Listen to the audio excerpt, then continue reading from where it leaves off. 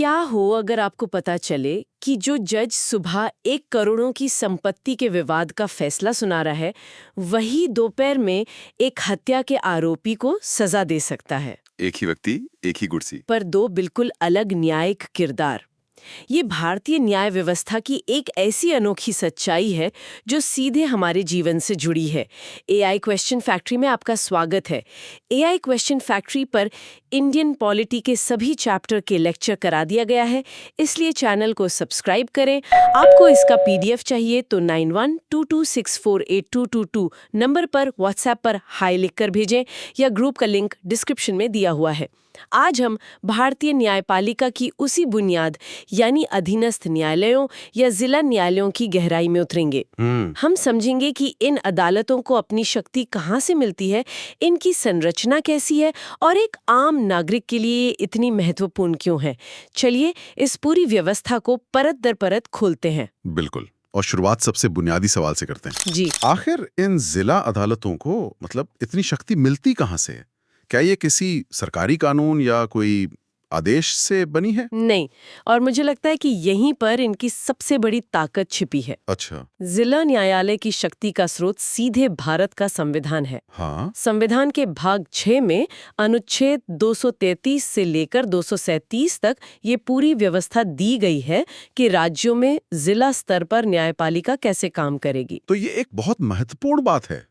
इसका मतलब है कि इन अदालतों का अस्तित्व किसी सरकार की मेहरबानी पर निर्भर नहीं है। सही। इन्हें संविधान ने बनाया है और संविधान ही इनकी रक्षा करता है। तो इसका मतलब ये हुआ कि इन अदालतों को कोई सरकार अपनी मर्जी से खत्म नहीं कर सकती। ये तो न्याय की एक तरह की गारंटी जैसा है। बिल्कुल, ये न्याय की स्वतंत्रता की पहली सीढ़ी है। तो एक आम इंसान के लिए इस संवैधानिक दर्जे का क्या मतलब निकलता है? देखिए, इसके 3 बहुत ठोस मतलब हैं और ये परीक्षा के नजरिए से भी महत्वपूर्ण है। अच्छा। पहला है सुलभता, यानी एक्सेसिबिलिटी। देश के हर जिले में एक न्यायालय है, यानी न्याय के लिए आपको अपने राज्य की राजधानी या दिल्ली जाने की जरूरत नहीं है। न्याय आपके घर के सबसे करीब लाया गया है।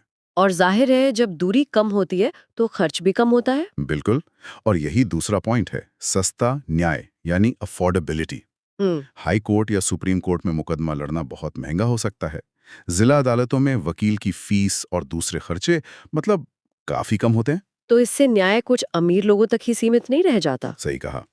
और तीसरा पहलू तो शायद सबसे जरूरी है उन लोगों के लिए जिनके पास कोई संसाधन नहीं है। कानूनी सहायता। हाँ, लीगल एड। अगर किसी के पास वकील करने के पैसे नहीं हैं, तो जिला स्तर पर सरकार की तरफ से मुफ्त वकील मुहैया कराने की व्यवस्था है। अच्छा। यह सुनिश्चित करता है कि कोई भी सिर्फ इसलिए न्याय से वंचित न रह जाए क्योंकि वो गरीब है। तो ये सिर्फ एक इमारत नहीं बल्कि लोकतंत्र का वो सेफ्टी वाल्व है जो आम नागरिक को बेबस महसूस करने से बचाता है। सही कहा। लाखों लोगों के लिए तो यही पहली और आखिरी अदालत है। उनके मामले यहीं सुलझ जाते हैं। बिल्कुल। अब अगर हम जिले के इस न्यायिक सिस्टम को एक पिरामिड की तरह देखें तो इसके शिखर पर कौन होता है? शिखर पर होते हैं जिला न्यायाधीश, डिस्ट्रिक्ट जज। लेकिन यहाँ एक बहुत ही अनोखी बात है जिसका जिक्र आपने शुरू में किया था कि एक ही व्यक्ति 2 अलग-अलग किरदार निभाता है। हाँ, ये बात वाकई में बहुत से लोगों को चौंकाती है। चलिए इसे थोड़ा खोलकर समझाते हैं कि ये काम कैसे करता है। जरूर। तो ये हमारी न्याय व्यवस्था की एक बहुत बड़ी खासियत है। जब वही न्यायाधीश दीवानी यानी सिविल मामले सुनते हैं, जैसे जमीन जायदाद का बंटवारा, हाँ, या पैसों का लेन देन, किसी कॉन्ट्रैक्ट का उल्लंघन या कोई पारिवारिक विवाद, तब उन्हें जिला न्यायाधीश या डिस्ट्रिक्ट जज कहा जाता है। और जब वही व्यक्ति उसी कुर्सी पर बैठकर गंभीर फौजदारी यानी क्रिमिनल मामले सुनते हैं, जैसे हत्या, डकैती, बलात्कार, हाँ, तो उनका पदनाम बदलकर सत्र न्यायाधीश या सेशंस जज हो जाता है। बिल्कुल। और इन मामलों में एक पक्ष हमेशा सरकार होती है जो पीड़ित की तरफ से केस लड़ती है। अच्छा, तो डिस्ट्रिक्ट जज और सेशंस जज 2 अलग-अलग लोग नहीं बल्कि एक ही जज की 2 भूमिकाएं। हाँ, जो मामले की प्रकृति पर निर्भर करती हैं। ये सवाल बहुत दिलचस्प है कि एक ही व्यक्ति का 2 बिल्कुल अलग मानसिकता, एक में अधिकारों का संतुलन और दूसरे में अपराध की गंभीरता के साथ काम करना, ये तो बहुत बड़ी मानसिक चुनौती भी होगी। सवाल बहुत अच्छा है। देखिए, इसके पीछे ऐतिहासिक और व्यवहारिक दोनों कारण हैं। यह व्यवस्था ब्रिटिश काल से चली आ रही है और यह संसाधनों का बेहतरीन इस्तेमाल भी है। अच्छा। एक ही अनुभवी न्यायिक अधिकारी दोनों तरह के मामलों को देख सकता है। और जहां तक मानसिकता की बात है, एक प्रशिक्षित जज के लिए कानून और सबूत ही सबसे बड़े मार्गदर्शक होते हैं, चाहे मामला दीवानी हो या फौजदारी। चलिए पहले सत्र न्यायालय यानी फौजदारी मामलों की शक्तियों पर ध्यान देते हैं, जहां समाज पर असर डालने वाले गंभीर अपराधों का फैसला होता है। ठीक है, तो एक सत्र न्यायाधीश के अधिकार बहुत व्यापक होते हैं। वो उन सभी गंभीर अपराधों की सुनवाई कर सकते हैं जिनमें आजीवन कारावास से लेकर मृत्यु दंड तक की सजा का प्रावधान हो। मृत्यु दंड की शक्ति, ये तो किसी भी पद के साथ आने वाली सबसे बड़ी जिम्मेदारी है। क्या इस पर कोई रोक या नियंत्रण भी है? बिल्कुल, और यही हमारे संविधान का सुरक्षा कवच काम करता है। कैसे? कोई भी सेशंस कोर्ट अगर किसी को फांसी की सजा सुनाता है तो उसे तब तक अमल में नहीं लाया जा सकता जब तक उस पर हाई कोर्ट की मोहर न लग जाए। एकदम सही, जब तक उस राज्य का हाई कोर्ट उस पर अपनी मोहर ना लगा दे। इसे पुष्टि या कॉन्फर्मेशन कहते हैं। अच्छा, तो ये प्रक्रिया ऑटोमेटिक है, मतलब दोषी अपील करे या ना करे, फाइल हाईकोर्ट जाएगी ही। हाँ बिल्कुल, ये एक तरह की दोहरी जांच है, ये सुनिश्चित करने के लिए कि किसी की जिंदगी और मौत के फैसले में कोई भी चूक ना हो। हाईकोर्ट पूरे मामले को फिर से जांचता है, सारे सबूतों को फिर से देखता है और उसके बाद ही ये तय करता है कि सेशंस कोर्ट का फैसला सही था या नहीं। ठीक है, तो ये तो हुई अपराध की दुनिया की बात। लेकिन दीवानी मामलों में डिस्ट्रिक्ट जज की भूमिका कैसी होती है? दीवानी मामलों में जज एक तरह से आप कह सकते हैं अधिकारों के रेफरी होते हैं। रेफरी? हाँ, उनका काम सजा देना नहीं बल्कि ये तय करना है कि इसका क्या अधिकार है। जैसे किसी संपत्ति का असली मालिक कौन है या किसी को कितना मुआवजा मिलना चाहिए। और अगर कोई पक्ष उनके फैसले से खुश नहीं है तो वह सीधे हाईकोर्ट में अपील कर सकता है। जाहिर है जिला जज ये सब अकेले नहीं संभालते होंगे। उनके नीचे का जो पूरा सिस्टम है वो कैसा दिखता है? जिला जज के अधीन अदालतों का एक पूरा नेटवर्क होता है। फौजदारी मामलों में उनके नीचे मुख्य न्यायिक दंडाधिकारी यानी चीफ जुडिशियल मैजिस्ट्रेट सीजेएम होते हैं। सीजेएम। और उनके नीचे न्यायिक दंडाधिकारी प्रथम श्रेणी मतलब judicial magistrate first class JMFC. तो इनकी शक्तियों की क्या सीमाएं हैं? मुख्य न्यायिक दंडाधिकारी यानी सीजेएम उन मामलों की सुनवाई कर सकता है जिनमें 7 साल तक के कारावास की सजा हो। अच्छा, सिर्फ 7 साल तक? हाँ, अगर किसी अपराध में सजा का प्रावधान 7 साल से ज्यादा है तो वो मामला सीधे सेशंस जज के पास चला जाता है। समझ गई। और दीवानी मामलों में? दीवानी पक्ष में सबसे निचले स्तर पर मुंसिफ अदालत होती है, जिसकी शक्तियां और भी सीमित होती हैं। कुछ बड़े महानगरों में जैसे दिल्ली या मुंबई में अलग से महानगर न्यायाधीश की व्यवस्था भी होती है। तो ये एक तरह का फिल्टर सिस्टम है ताकि सबसे गंभीर मामले सबसे अनुभवी जज तक पहुंचे। बिल्कुल। अब एक और अहम रिश्ते की बात करते हैं, पुलिस और अदालत। असल जिंदगी में ये कैसे काम करता है? क्या पुलिस अपनी मनमानी कर सकती है? बिल्कुल नहीं, यहीं पर न्यायपालिका का नियंत्रण शुरू होता है। कैसे? कानून के अनुसार पुलिस किसी भी व्यक्ति को गिरफ्तार करने के 24 घंटे के अंदर उसे सबसे नजदीकी मजिस्ट्रेट के सामने पेश करने के लिए बाध्य है। और इसमें यात्रा में लगा समय शामिल नहीं होता? हाँ, और यहीं से न्यायिक नियंत्रण का असली खेल शुरू होता है। अच्छा।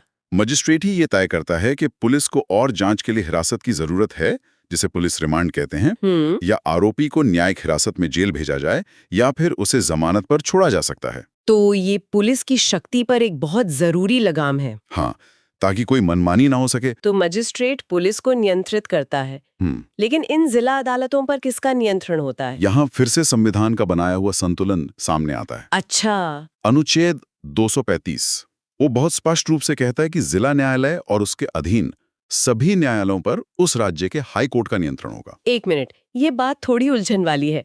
ये नियंत्रण किस तरह का है? क्या हाई कोर्ट किसी जिला जज को बता सकता है कि किसी केस में क्या फैसला दे रहा है? नहीं, आपने बहुत ही महत्वपूर्ण सवाल पूछा है, और यहीं पर न्यायिक स्वतंत्रता का सार छिपा है।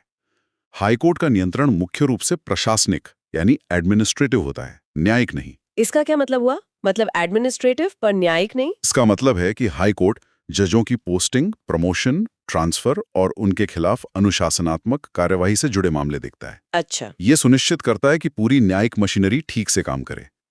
लेकिन वो किसी केस में क्या फैसला देना है इसमें दखल नहीं दे सकता। बिल्कुल, वो फैसला सिर्फ कानून, सबूत और जज के विवेक पर आधारित होता है। तो एक तरफ जिला जजों को ये आजादी दी गई है कि वो बिना किसी दबाव के फैसला ले, लेकिन दूसरी तरफ हाईकोर्ट ये सुनिश्चित करता है कि पूरी व्यवस्था में अनुशासन बना रहे। हाँ बिल्कुल, आपने एकदम सही पकड़ा। जिला न्यायालय न्यायिक रूप से स्वतंत्र है, लेकिन प्रशासनिक रूप से हाईकोर्ट के प्रति जवाबदेह है। यही संतुलन हमारी न्यायपालिका की रीढ़ है। तो इन इतने महत्वपूर्ण पदों पर आते कौन लोग हैं? जिला न्यायाधीश की नियुक्ति की प्रक्रिया क्या है? देखिए, जिला न्यायाधीश की नियुक्ति अनुच्छेद 233 के तहत होती है। हम्म। नियुक्ति संबंधित राज्य के राज्यपाल यानी गवर्नर द्वारा की जाती है। लेकिन इसमें हाईकोर्ट का परामर्श अनिवार्य होता होगा। अनिवार्य होता है। व्यवहार में हाईकोर्ट ही नामों की सिफारिश करता है। और क्या कोई भी वकील जिला जज बन सकता है? योग्यता क्या होती है? नहीं, इसके लिए 3 मुख्य शर्तें हैं। पहली, वह व्यक्ति नियुक्ति के समय केंद्र या राज्य सरकार की किसी सेवा में ना हो। ठीक है। दूसरी, उसे कम से कम 7 वर्ष तक अधिवक्ता यानी वकील के तौर पर काम करने का अनुभव हो। 7 साल? हाँ।